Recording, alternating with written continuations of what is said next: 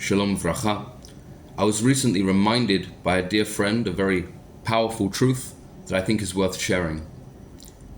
When we go to a museum and we see the work of the great masters, and we observe their incredible portraits and landscapes, we sometimes forget that many of those paints, particularly historically, are composed of arsenic and lead, other volatile organic compounds that could be extremely dangerous to one's health, particularly if inhaled. Behind those perfect pictures, very often there were the rough drafts of abandoned works that were painted over, etched out, blacked out, scratched out, until finally the artist reached their conclusion that we frame and we celebrate today.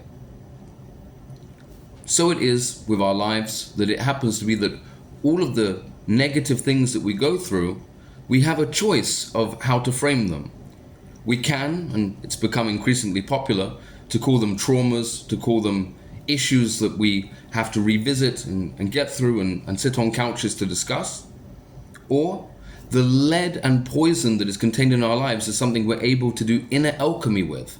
We're able to take those experiences and transform them into gold. If we look at the lives of many inspirational people in the world from different cultures, we discover that it was their very struggles in a particular area that catapulted them to be such wonderful human beings, people who gave their lives to humanitarian causes, to the concept of human freedom, to the idea of feeding the poor, to the idea of writing incredible works of poetry and philosophy. These people weren't forged in an emotionally healthy environment. Actually, quite the opposite. It was their troubles and their difficulties which catapulted them to greatness. In our times, we've begun to see these difficulties and the pain of things that we've been through as negative, as somehow impeding us on our journey, when in fact it's those very things that are the fulcrum of the journey itself. And this is very unpopular. When we think of the beautiful works of art, we remember that they are composed of poisons. When we listen to some of our favorite pieces of music, or perhaps read some of our favorite poems, we're reminded of the personal and national pain that is sometimes required to produce these works of art. So it is with our lives.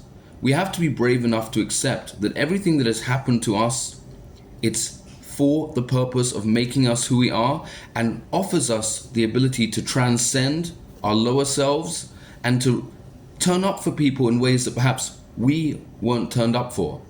Perhaps it grants us a perspective that lends us the ability to be more compassionate, to be more peace-seeking, to be more thoughtful. In the end, it's a choice. We can either see the vision before us as a set of poisons or as beautiful hues and colors brought about by difficult circumstances. My blessing to everyone and their families is that they're able to transcend their lower nature and they are always surrounded with shalom.